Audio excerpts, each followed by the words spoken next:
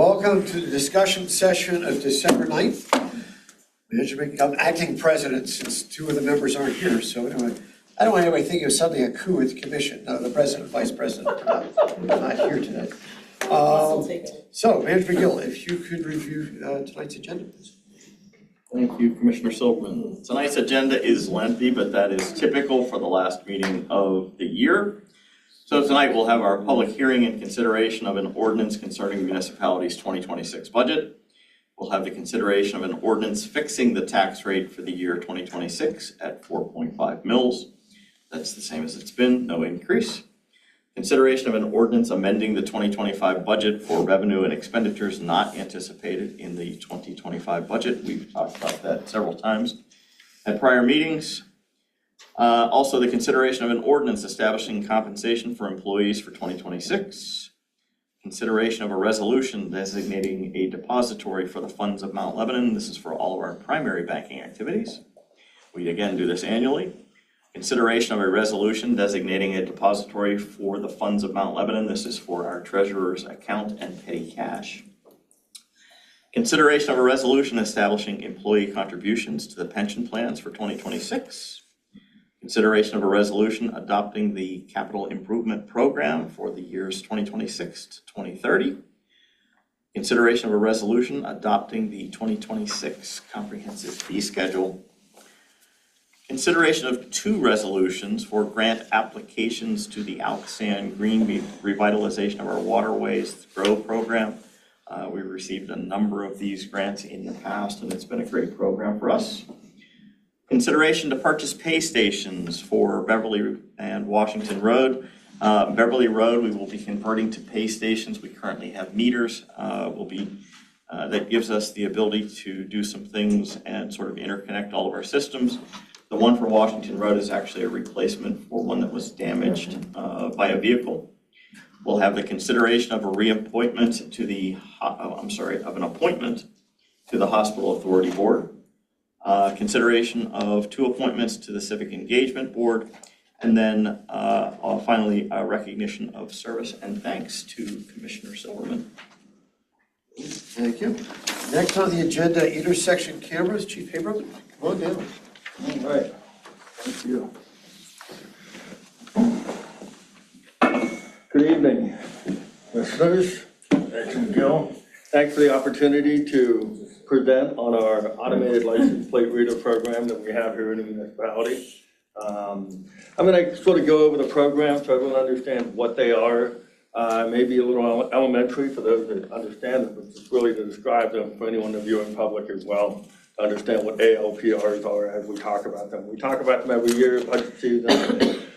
We utilize them every day, and we really want to go over sort of what they are. So again, you know, we talk, and for generations, policing has relied on what we do, a sharp eye, steady judgment, and a commitment to service. And we continue those values, and they remain the foundation of the work that we do today. And as our responsibilities have grown and the world has changed, we've welcomed tools and technology that have helped us do our job with greater accuracy and efficiency. And so with that, license plate readers are one of those tools. They don't replace an officer's experience. They strengthen them, and they strengthen their instincts. And again, they, as mentioned many times, you know, act as force multipliers for a number of reasons and how we, and where we can be and when we can be there. Why they matter and what they are, you know, at the core, they help us identify vehicles that are connected to criminal activity. They record plates as they go underneath these cameras. We have them currently at multiple intersections throughout the municipality. We have all of our bordering intersections covered, and we have a few interior intersections that we've completed, and some of the requests that we put up during budget season are for the interior intersections at this point. What they do and the technology that has advanced is significant. And so what they do is they read rate, the read rate currently is about 90% accuracy at 75 miles an hour. When we first started this program, we were looking at somewhere in a 50% accuracy rate at about 50 miles an hour. The technology has improved significantly, and as well as the cost of the technology has come down considerably from when we first started the ALPR program. It started around 2018. It was started by District Attorney Stephen Zappala, who started it with a grant, who funded it through a series of initiatives to give police departments the ability to put ALPRs in intersections. So again, we could identify criminal suspects quickly and lease the vehicles that they were driving. The benefits are significant, they are powerful, and they really continue to yield themselves every day. We recover stolen vehicles, we find missing and endangered individuals, we identify vehicles involved in violent crime, and we continue to narrow down the scope of space deprivation in areas where vehicles aren't, even with the ALPRs. Again, it's also where they haven't gone, equally as important as where they have gone. So, and again, it eases the burden off of officers as they start their investigation, as they start their field notes and their field interviews in terms of what we can do. Our officers have the capability to have the ALPRs on department-issued phones. They can access the ALPRs, they can access different intersections. We can set alerts for various different things, such as wanted people, such as other criminal activity that's occurred in the area for people wanted involved in questioning for different crimes, whether it's criminal activities such as retail theft rings, or violent crime. And it really helps us to have that ability to really narrow down the scope and understand where people have been. They've been significant here in Mount Lebanon in terms of what we've used them for. And I'll go over some specific examples of that here shortly. We continue to, again, utilize the technology and continue to explore other opportunities within the technology. We currently use a vendor called PlateSmart who operates a software. That vendor will be switched very quickly. We work with the IT department very closely on this. We actually have handed most of the review and control and sort of evaluation of the components to our IT department in order to make sure that they understand better, again, the capabilities. So we're going to be switching to a program called Viper. Viper is a vetted program utilized in New Jersey and also all over the country and in Pennsylvania. And again, the DA has gotten involved with that program. And as this technology becomes more and more scrutinized, we're seeing a lot more court cases come up. It's sort of early DNA, when DNA started to get targeted in court cases to sort of challenge it. We're starting to see a lot of those things. And the advantage of going with Viper and partnering, again, underneath the DA's auspice and underneath their office, is that they'll indemnify us as long as we're utilizing the technology correctly, and their team of attorneys will then really handle those frivolous lawsuits, which again, I'm sure the solicitor would agree that, you know, is an advantage for us, for them to have them on board and their team of attorneys to work with us every day. In addition to the evidentiary value, we don't have to recreate evidence, we don't have to validate it or vet it. It's already been vetted by the DA's office, the Viper. The back end and the components are satisfactory to him and his team, and he then doesn't need us to recreate that validation of those images themselves or of the data that we glean from those. So specifically here in Mount Lebanon, what have we done? How have we utilized it? We canvassed our department. I can tell you every officer that responded with, they utilize this every day.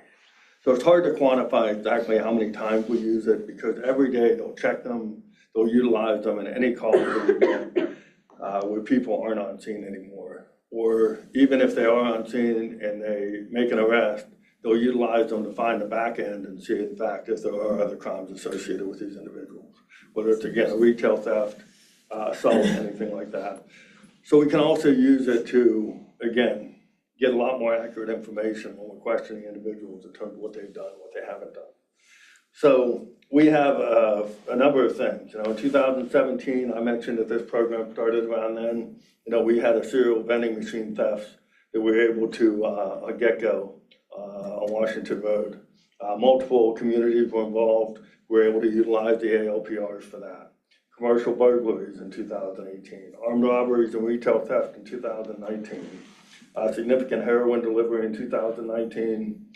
Utilized the ALPRs as well on also for controlled drug deliveries that we were doing in order to identify targets that were coming into the area. Armed robbery at Rite Aid in 2019, ALPRs went instrumental in that incident. And these continue to, in the area, right now there's 5 counties that are participating in this ALPR program. So they continue to really be utilized in the area as well as in addition to our specific example that we're doing. In 2020, Sunset Hill has stolen vehicles. We were able to recover, identify the individuals involved in that. We had multiple non-fatal heroin overdoses that we were able to utilize ALPRs in 2020 to identify the individuals involved with that and make multiple arrests associated with that case. Again, warrant services, retail thefts, I mean, the list goes on and on. We had a significant case involving an individual with IEDs in the trunk of his vehicle, was going to target a home in a neighboring community.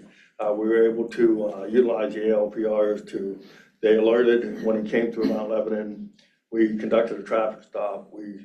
This was in 2019 and utilized, again, working with our federal partners, we were able to neutralize the threat and make sure that he didn't harm anybody. So again, the list goes, I'm sorry? When you talk about, these are things like when. Pipelines. Yes, okay, that's how I was like going, just so we understand, these are explosives that you were talking about. Yeah, oh yeah, they were homemade explosives. This individual made to target an individual in a neighboring community. He had multiple weapons in a vehicle. I came out that night. I can tell you it was a significant event, significant arrest. Individual got convicted and doing many years of federal time. So again, I can tell you a number of examples, those being the most significant.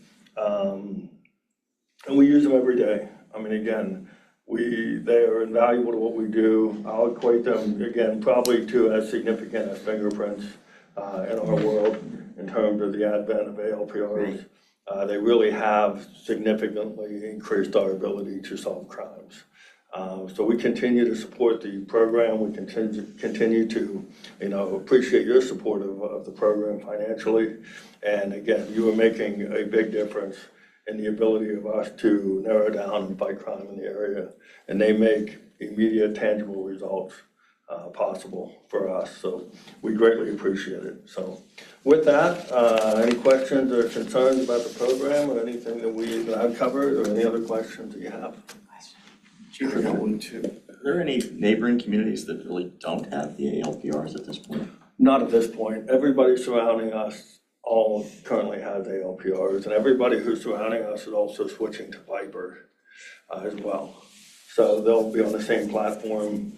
We have a few communities in Allegheny County that haven't switched at all. They're still on a different platform. We can still access their reads just by our network of investigators that can reach out. So it's significant. The data that they glean is significant. It can scan somewhere in the neighborhood of just short of 2,000 vehicles an hour. So it's significant in terms of what it can glean. We're starting to get some other data. I know Commissioner Flynn, you and I have talked significantly about various traffic issues and traffic concerns as well, amongst all of us. We all have.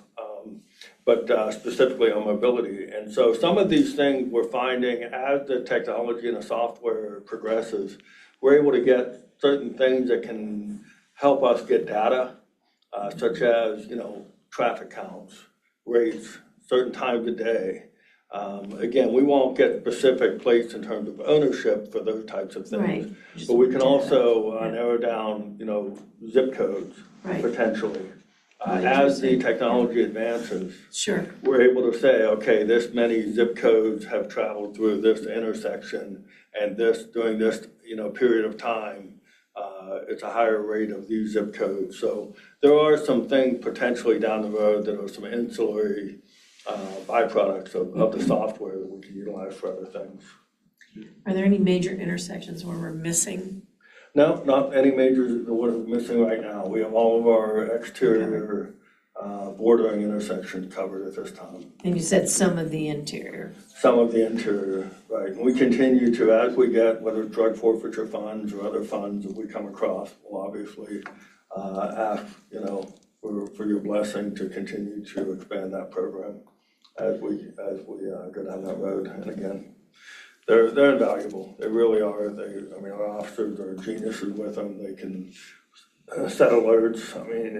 Everything from a domestic to a homicide, we're able to really narrow down exactly what happened and how it happened. I'm in support of the cameras, I voted for them many times. I was surprised at the last budget session how expensive annual maintenance was. Yeah, it's significant. So right now, the cameras themselves, again, have come down. It's about $13,000 for the actual cameras, access to the software. But then the connectivity and the maintenance on those, again, and we work with, again, IT Director Chalice and Finance Director McCreary. We work together to really try and do what we can with those costs as well, to try and do for the IT department to do a lot more internally if they can help to subsidize their cost. The intersections are about 10,000 a piece, for install, depending on how many cameras you put in, depending on the varying degrees. So you would put one, coming and one going, and that kind of thing. But for the maintenance costs, I don't know if that's a question for the chief, it's a question for Nick to say, are there opportunities to somehow reduce the cost of maintaining them? Obviously, we don't want to lose the effectiveness of them. I just thought, economies of scale, we have so many of them. Is there a way to get that cost of maintaining them down? And I'm not sure what makes up the bulk of the cost. Andrew, any ideas in terms of the numbers themselves from a maintenance standpoint, where the bulk of those costs lie, or is that a Nick? It's in the internet costs. It's about $3,500 to $4,200, depending on the intersection per year. Wow. Yeah, so the computers that are physically there that reach the internet and they're able to, and again, we also have to worry about security as well. So it can't be something that is in conjoined with other things. It has to be a standalone deal. Right. So while there may be Wi-Fi or there may be capabilities for other things, it has to be its own internet with secure capabilities in order to not only have this data, to make sure the data isn't shared. It's not, the front end data is obviously, cars passing through an intersection. There's nothing, proprietary or anything personal identifying about that. But the back end, it is hooked in with NCIC Clean, which is our database through the state. And that is where you have personal identifying information. That's very valuable to make sure it doesn't get in the hands of other people.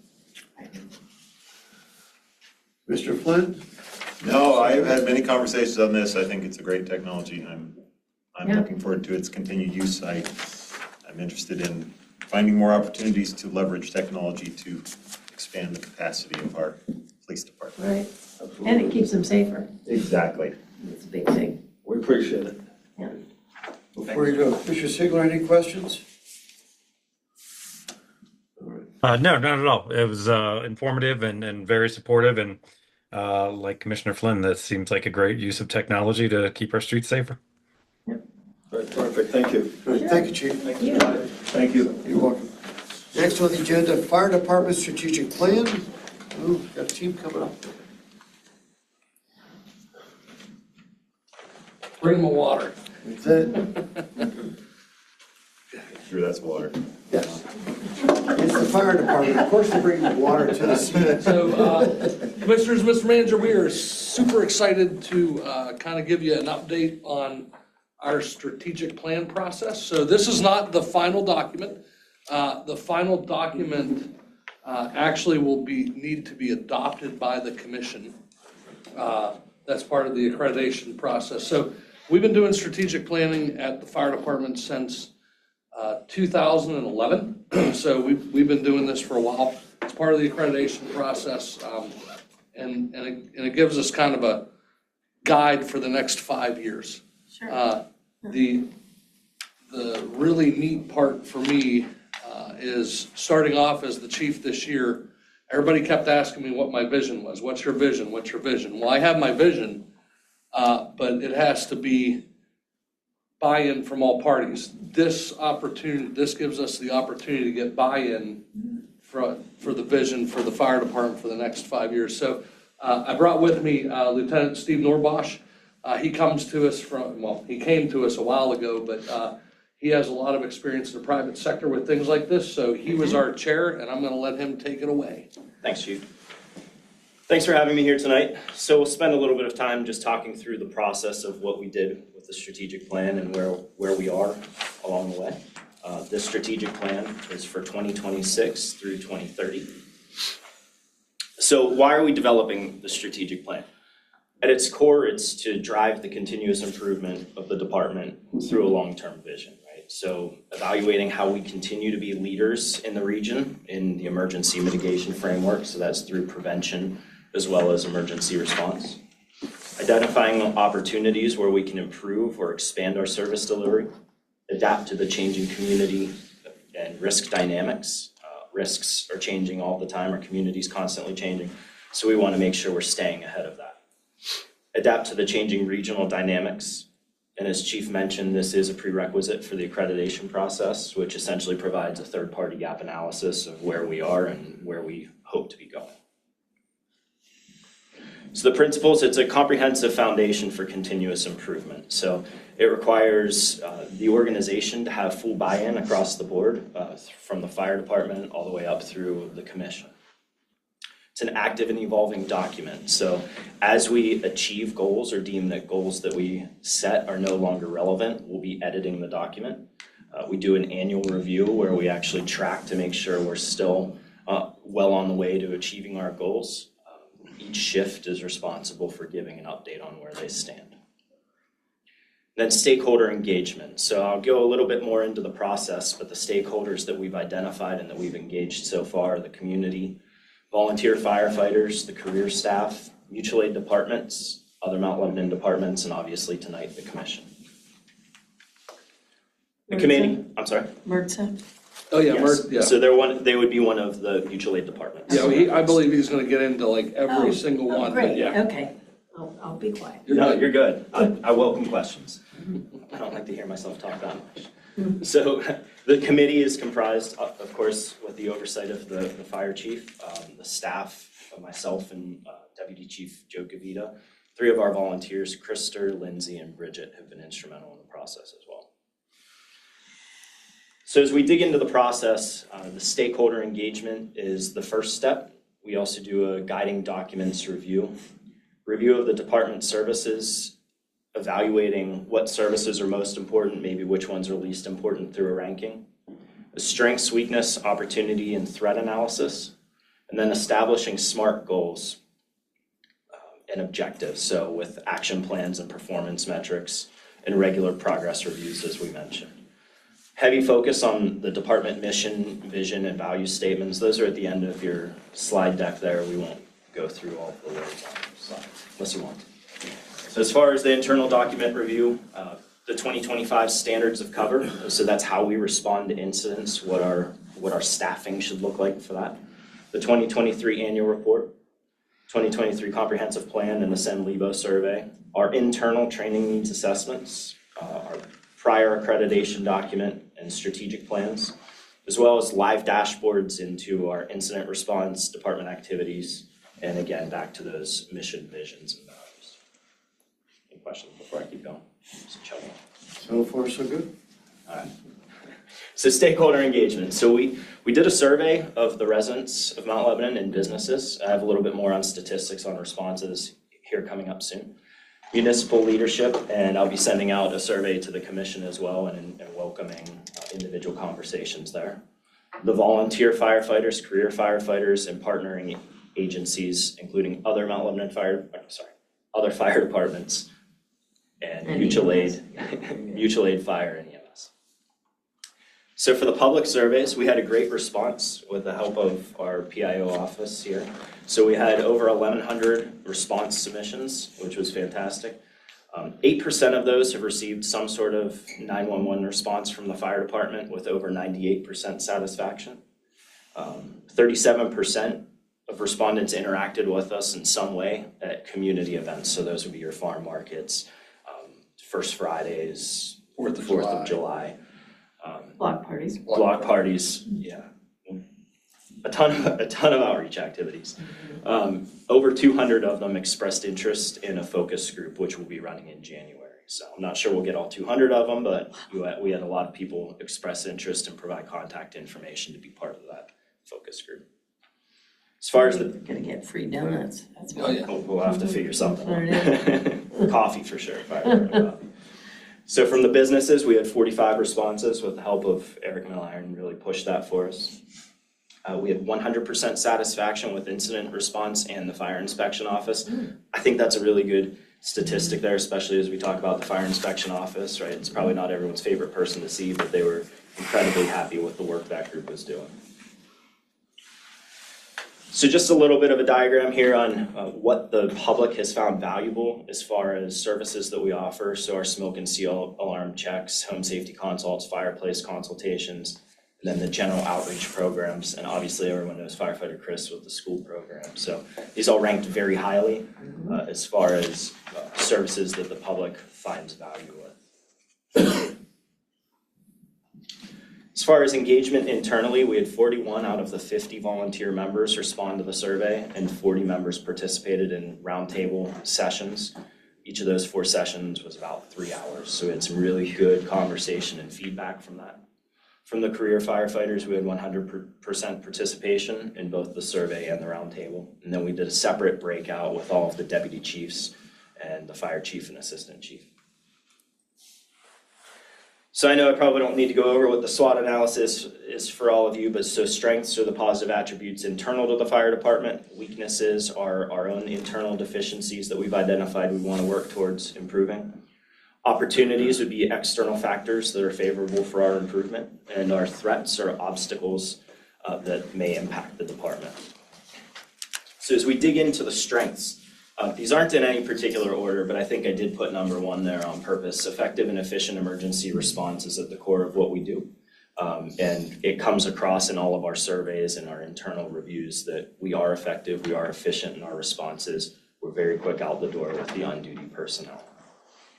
Pretty much around the board, everybody's feedback was the municipal support structure and partnerships is critical to us being successful.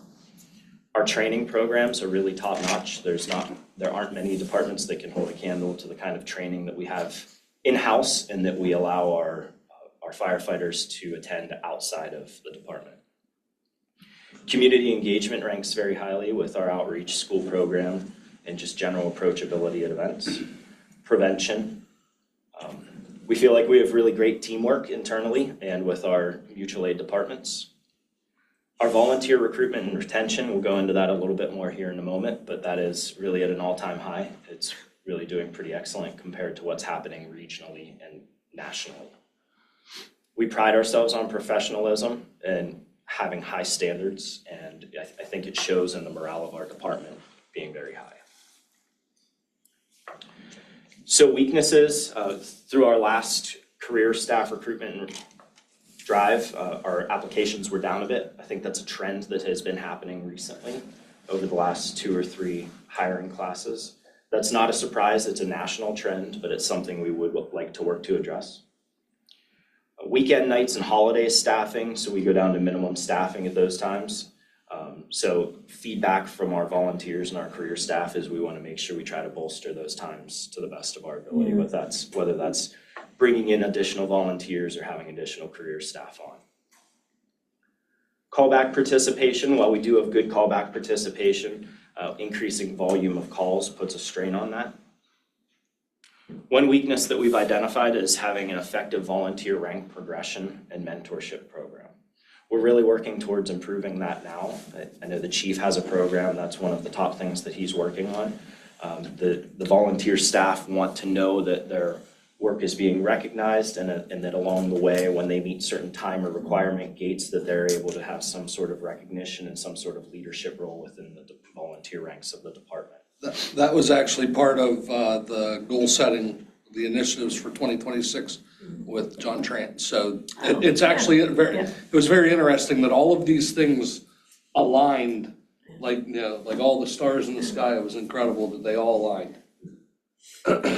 So it's volunteer shift alignment, so each of the volunteers are aligned with one of the 4 rotating platoons. We want to address some inconsistency with that and make sure that all of the rotating shifts are affecting that volunteer shift alignment the same across the board. The volunteers find value in that, and it brings them into the station more often. When it gets down to the core of what we want more volunteers, we want more career staff in the station at all times. That leads to quicker times out the door, more effective emergency response.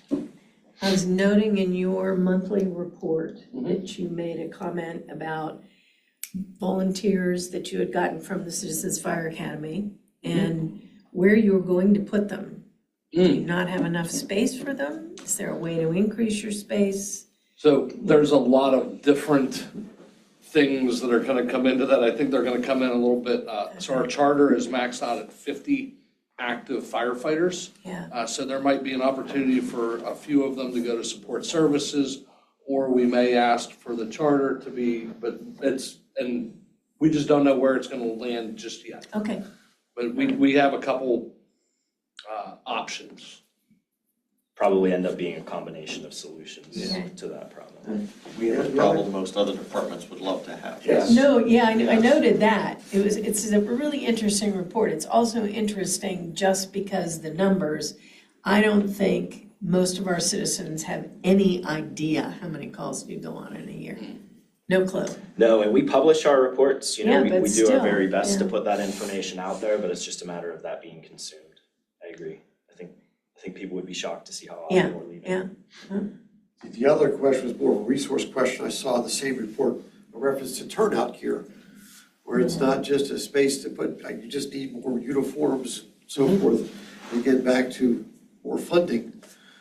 So not just saying, let's increase the charter from 50 to 55, just pulling a number out of the air, but that's 5 more sets of uniforms. Yeah, fortunately, the turnout gear that they wear comes out of that comes out of the Relief Association for the volunteers, so it's like a separate fund. Yeah, sure. So there's some, Okay, Funding Yeah, capacity there. capacity there, yeah. Okay, all right. yeah, thanks. So we talked through volunteer shift alignment a little bit there, and then a clear definition, Chief mentioned this, of support service opportunities and qualifications. One of those things that might work to alleviate some space is making sure that people who are past that point in their career where they're interior firefighters understand that there is a path for them to still be a huge asset to the department and the community without having turnout gear, without being considered an active line firefighter. We know we want to improve on performance feedback and appraisal. This is on both the career and the volunteer side. Effective use of career and volunteer non-fire skills. Really where this came out through the roundtables was, the volunteers want some sort of additional feedback, almost like a performance review, which we've started implementing on a few of the shifts. They really want to know where their gaps are and how they can improve, which if you think about our firefighters on the volunteer side, they all come from professional environments where they're constantly getting feedback. They want to make sure they're having that same sort of feedback here so they can continue to grow. We have a pretty immense skill set within the volunteer ranks where, we want to make sure we're utilizing the skills that they all have for the better of the department. Institutional knowledge lost with retirements and succession planning. I think that happens just about everywhere, but we've had some pretty incredible talent that has left in the past few years, happily for them due to retirement. But we want to make sure that we're continuing to build that institutional knowledge and maintain it through effective succession planning. And then the communication of our value to community stakeholders. So just like we just talked about, how do we make it more clear to the public how busy we are, how much we're actually doing for the community, what services we offer, how we can help keep them a little bit safe. So opportunities. Fortunately, we have an engaged and informed community, very open to our outreach and education efforts. Investigating a little bit into the shared services potential with some of our mutual aid companies. Great opportunity for us is that we are a leader in the regional emergency response framework with strong mutual aid and partnering agency relationships. We're really a training hub and a model for the region on how to design a combination fire department. I think as we mentioned, a lot of departments would love to have some of the problems that we've identified. Continuous evaluation of non-emergency services to prevent emergencies. So what other outreach type of activities can we be doing to reduce the demand on emergency response? Another opportunity would be a reaccreditation through the Commission or Fire Accreditation International. Obviously, this document is a prerequisite to that. Identified by a lot of the volunteers is increased awareness and resources for PTSI, so post-traumatic stress injuries. Obviously, being in the fire service, there's the opportunity to be involved in some of the more gruesome calls, so just preparing the staff for that and making sure that they are fully aware of the resources that exist. We are very well resourced with that. We have a lot of opportunities and places where they can seek help if needed. So threats, as with anyone else, the economy and budget, obviously grant opportunity cuts are a problem for the fire service. Declining applications for career staff openings, which we discussed before. A regional and national decline in volunteer staff and time availability. So we mentioned that we have a great staff of volunteer firefighters in our department.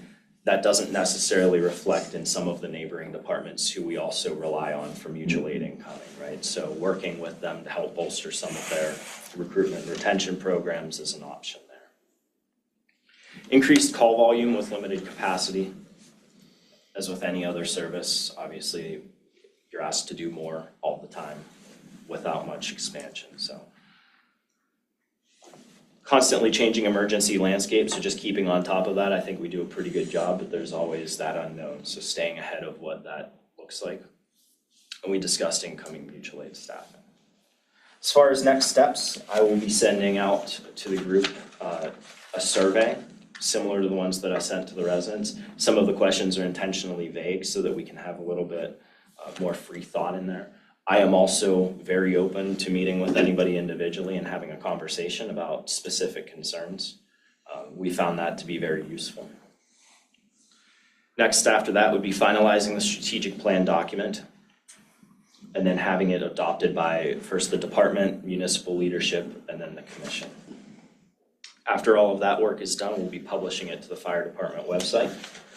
All of our goals that will be outlined within the strategic plan are also reflected in the departmental goals. So obviously, as we work to meet those longer 5-year goals, we'll be using our annual goals and objectives to work towards that.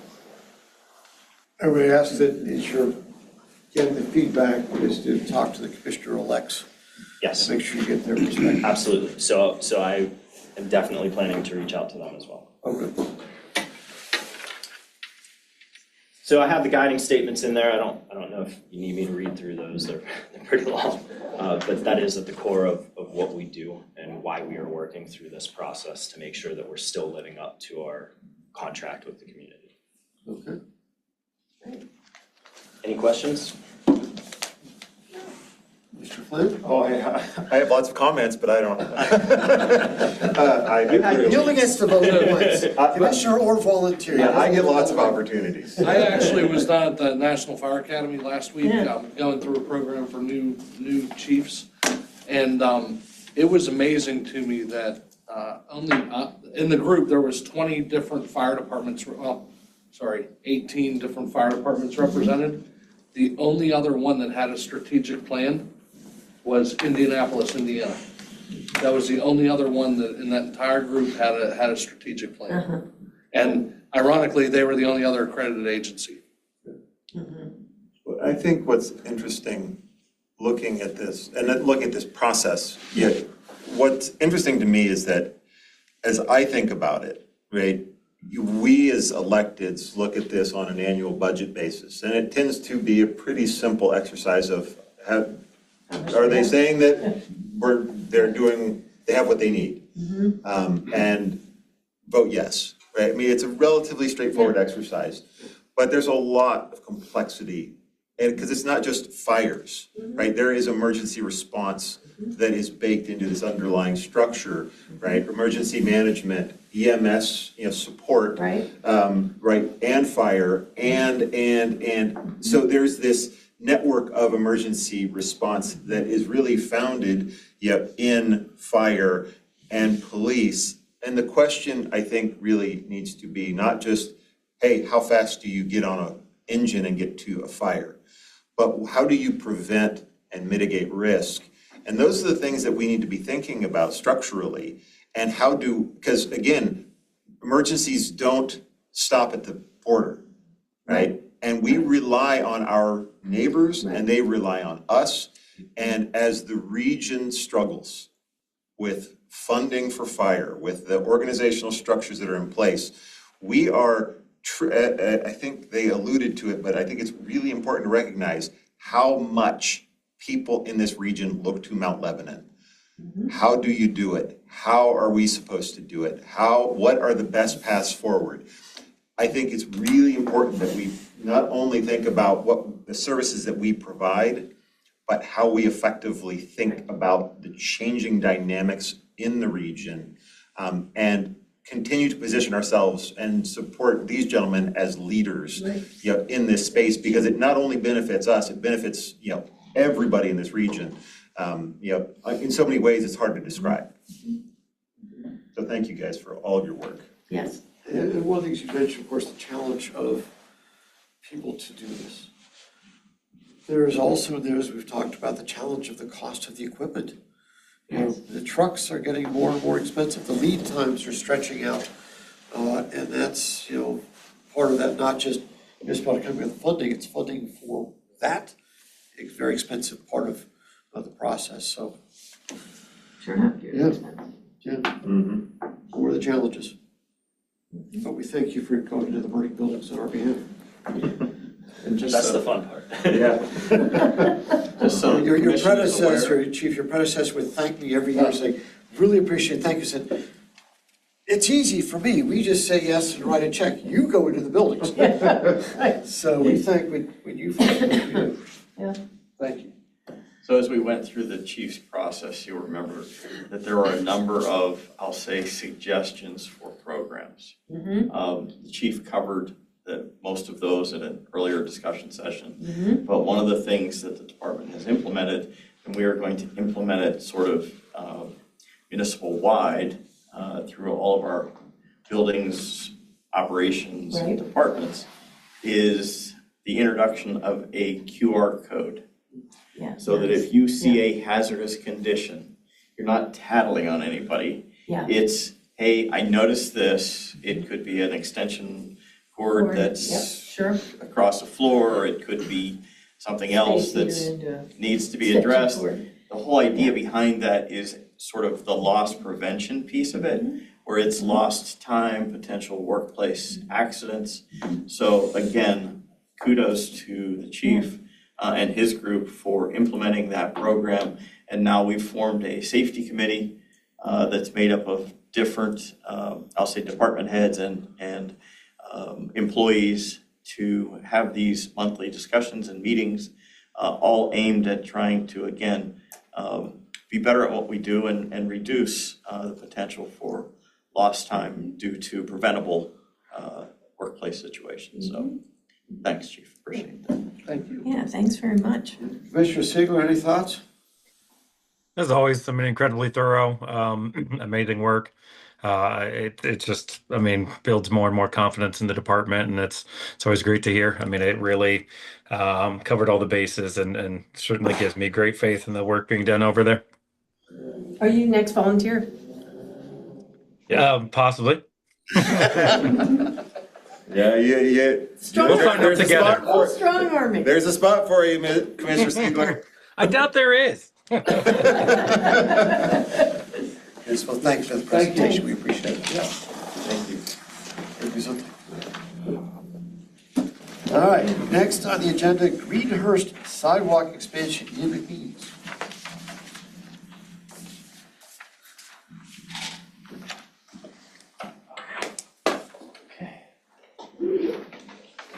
Thank you, Commissioners. I'm once again back to talk about sidewalks. Sidewalks. Yes. So I will preface this presentation by saying that this project was one of the items that was part of the commission amendments to the manager's recommended budget there is a public hearing on those amendments to the budget tonight.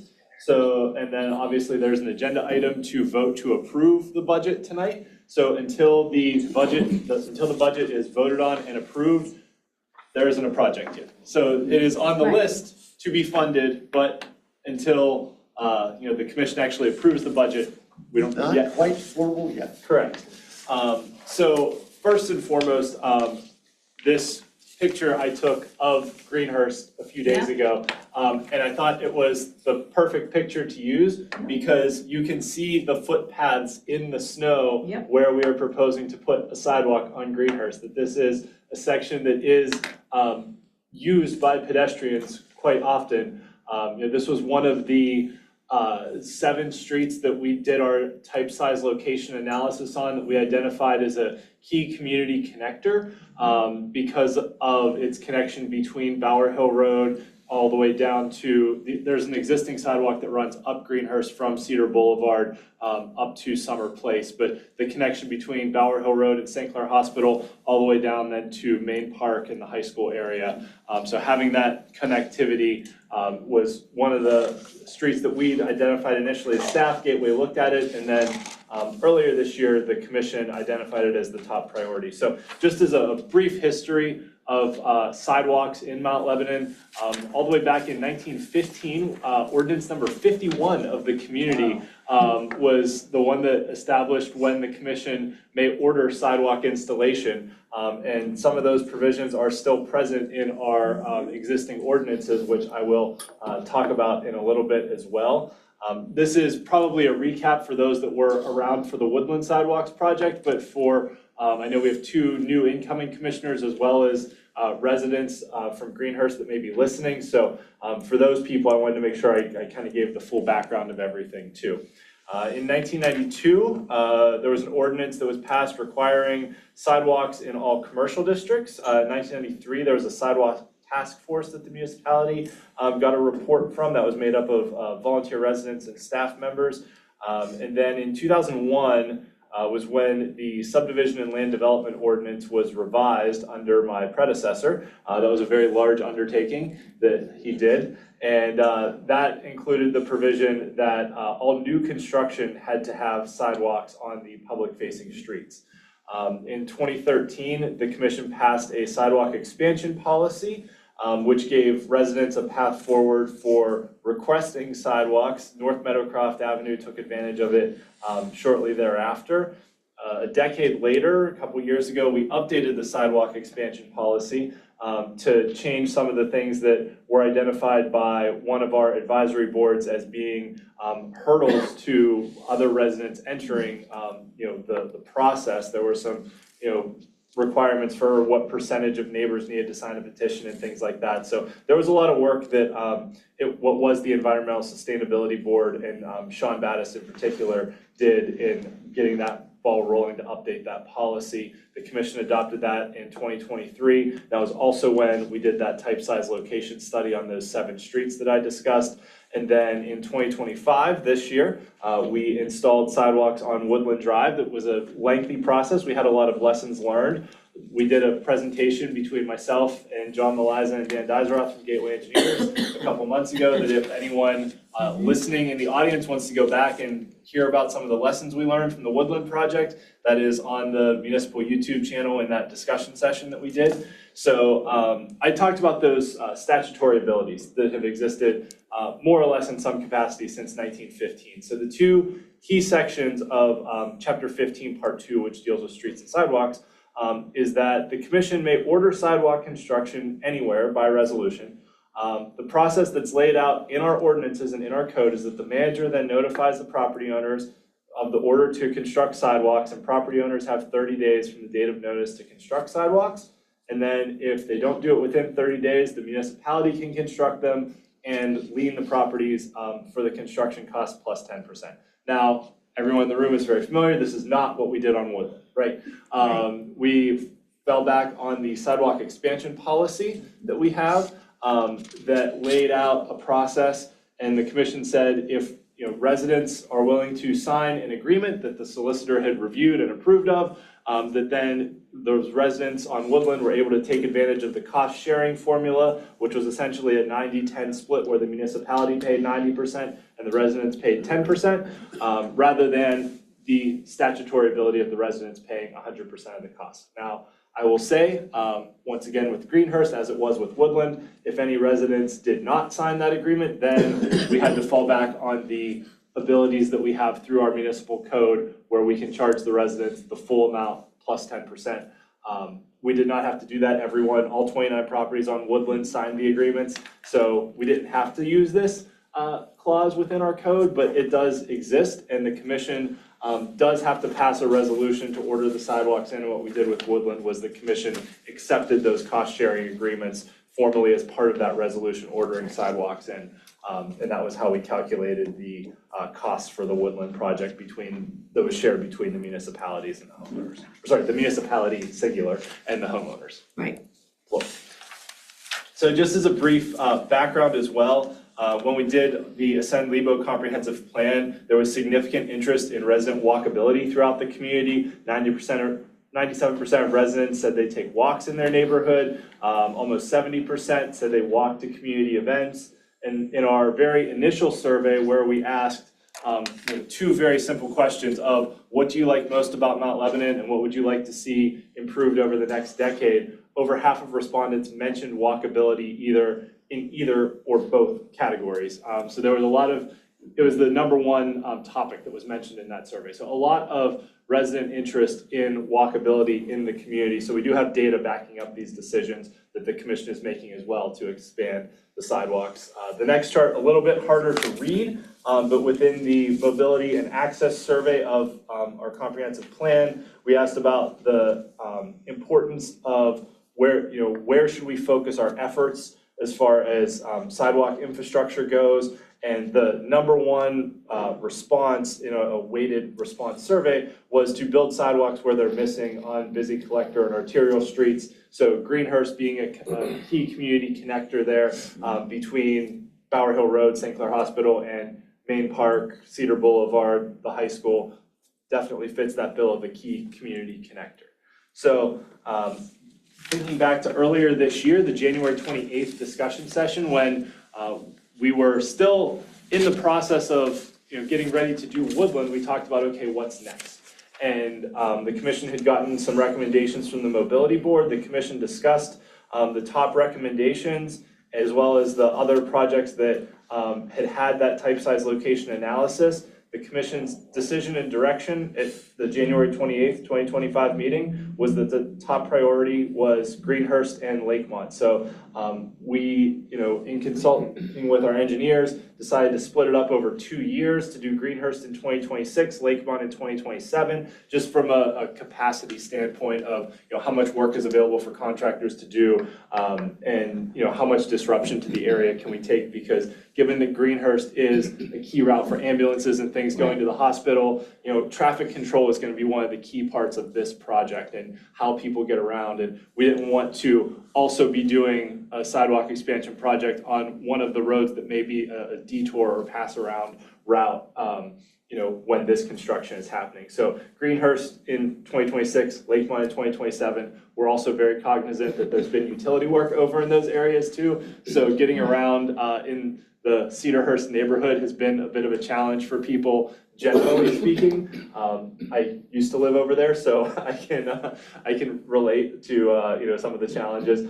So at that January 28th discussion session, Greenhurst and Lakemont were the top priorities. And then the secondary priority was Kelso Road. And then the commission also considered Sleepy Hollow Road, Robb Hollow Road, and the bottom end of Lakemont Drive as well. And we have some further TSL analysis pending on Country Club Drive and Salem Drive as well. So those are also ones that are kind of on the radar, but were not identified as the highest priority streets.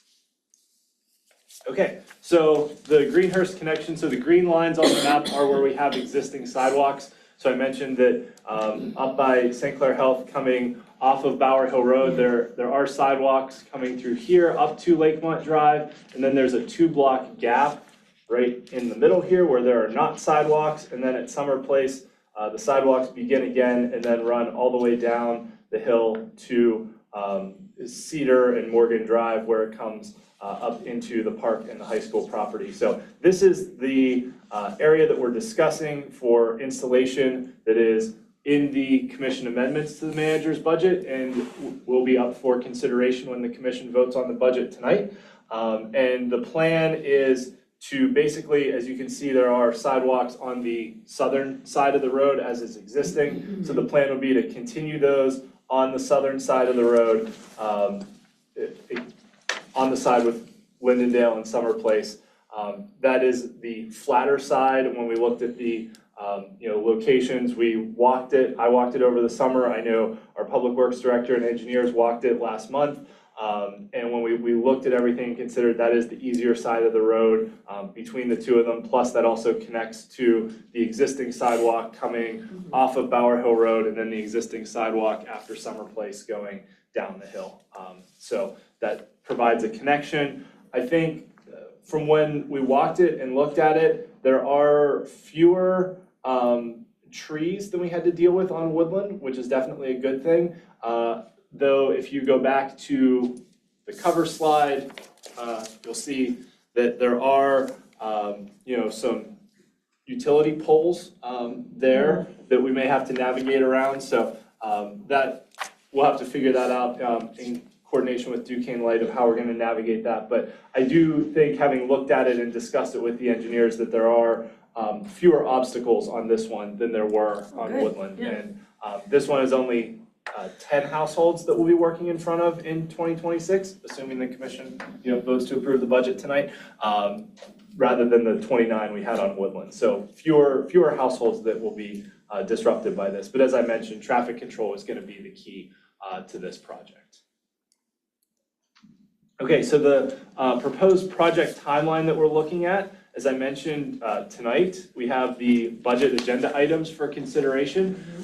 We have a notification letter ready to go out to residents. Once we know we have a project, then we'll mail out the letter. But we needed to make sure that we had a project first. So that letter will go out probably the end of this week to residents, informing them that the commission approved a budget. It includes this project. And then we're going to have a neighborhood meeting in mid-January to talk with the residents about the plans, some of the lessons learned from Woodland, some of the other questions that residents have. I know we ran into some things on Woodland with regards to sprinkler systems and dog fences and other things that, are questions that residents have. But like Woodland, the sidewalk is going to go right up against the curb. Just gonna ask that. Yes. Okay. Yes, so the plan is to put it right up against the curb, just like Okay. Woodland, and that matches the existing sidewalk that's there as well. So, since it's filling in a gap between two other sidewalks, it kind of makes sense to match what's there. Oh, yeah. And another lesson learned of start earlier. Yes, and that's why we're advertising for bids and collecting bids, in March and hoping to award in April, so that then we can give the contractor notice to proceed at the end of May, most likely, so that then, by the time they mobilize and get everything out there, they'll be ready to go and hit the ground running when school ends, the first week of June. Actually, I think it's the second week of June because of how the calendar falls in June. But, ideally, they'll be able to get out there and be ready to go. I know that we had a couple delays at the beginning of the project on Woodland that caused it to go into the next school year, which is less than ideal. But only working in front of 10 households, I'm very hopeful that, Man. we'll be able to knock this one out a Yeah. lot quicker. The contractor did do a good job in the end. It was very well done on Woodland, I thought. Yes. So finally, for any residents on Greenhurst that may be watching or watching this later on, I did mention the sidewalk policy, and there is that cost sharing calculation. So we won't know the final project and cost sharing numbers until after the commission accepts the low bid on the project.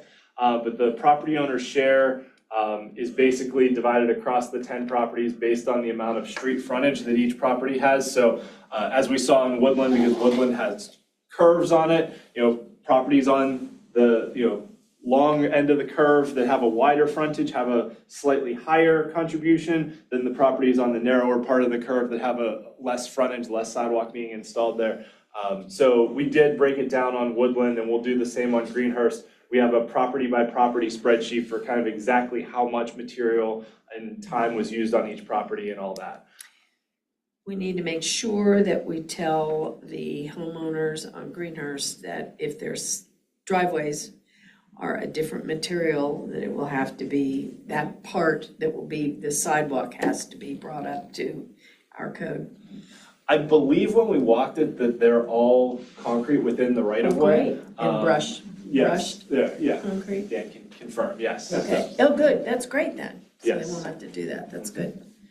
Yes, and the one other thing I'll add, and this is mostly for any residents who may be listening, that the municipality is not mandating how the property owner's share is paid. So I know the people on Woodland, some residents voluntarily did like a sort of GoFundMe community collection thing. And if residents want to have bake sales or garage sales or do a GoFundMe, or if other people want to donate towards the project, that is totally fine by us. We have the amount that's owed by each homeowner, generally speaking, but if the residents collectively want to write us a check for the whole amount, that's totally fine by us. It's we can kind of figure that out. And I know on Woodland they had their own way of doing it, but here on Greenhurst we're not necessarily mandating that each property owner has to pay us the $1,000, $1,100. I think on Woodland the average was about $1,100 to $1,200 per property.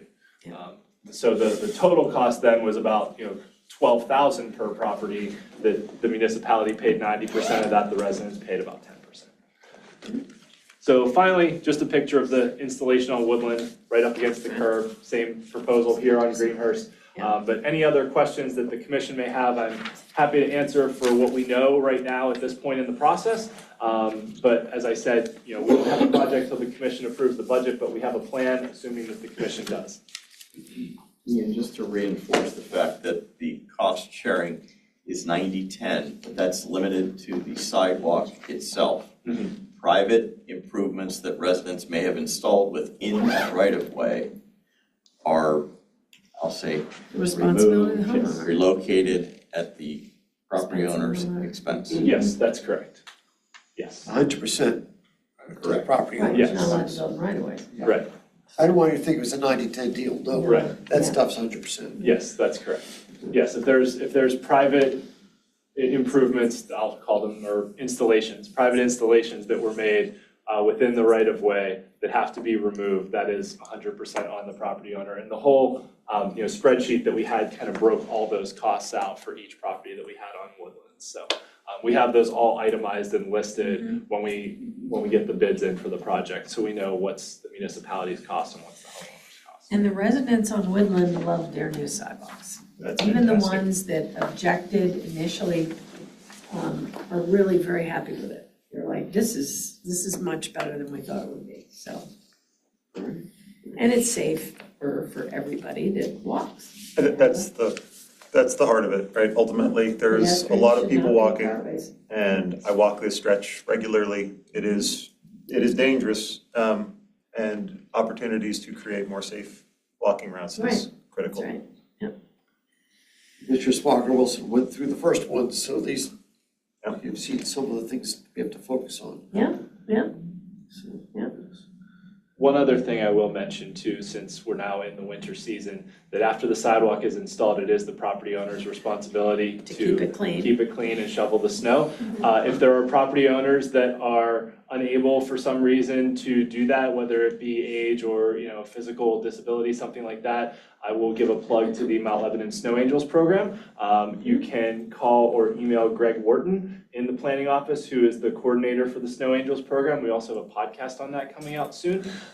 So basically, how the Snow Angels program works is we have a list of residents in need. We have a list of volunteers who are willing to shovel. We put all their addresses on a map. We give them each other's contact info for, here's a volunteer who's close to you, and then it's kind of all on those two people to coordinate between how they want to handle their, arrangement. We're kind of just the concierge for it, that we're a matchmaker for the Snow Angels.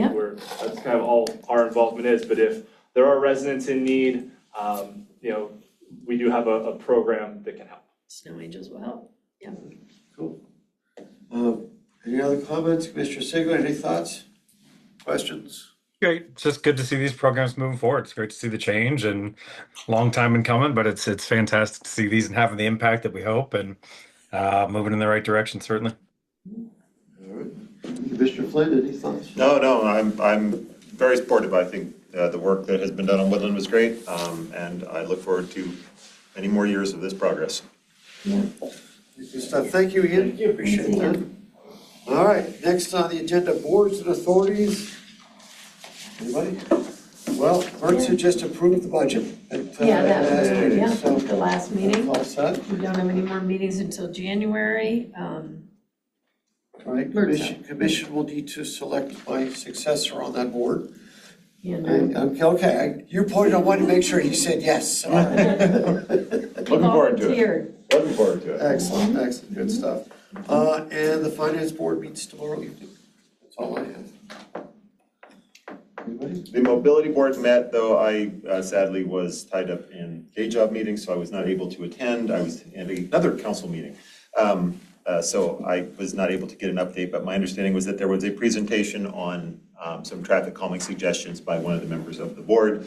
I do not believe that there was a vote on that, though I may be incorrect.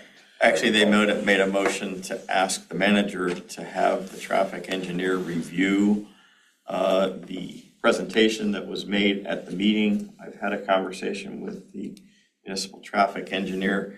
I think and more importantly, the traffic engineer believe that the existing configuration in of itself does more towards traffic calming than any of the proposed changes.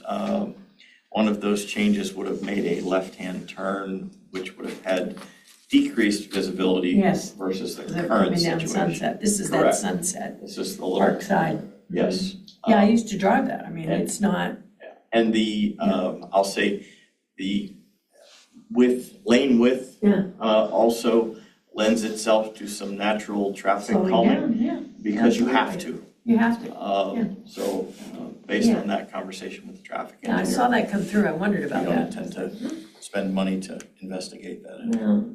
Well, I think yeah, while this was a no, I think I am very supportive of their efforts oh to gosh, be yes. Absolutely. Yeah, forward thinking about how do we think about our traffic patterns. Again, like sidewalks, our Right. streets are part of this dynamic and we need to be actively thinking about it. So Absolutely. again, they are actively thinking about it. I encourage that, and I will also make the plug for the active transportation plan, which is underway, which will help inform that whole process. Yeah, I think it's great, yeah.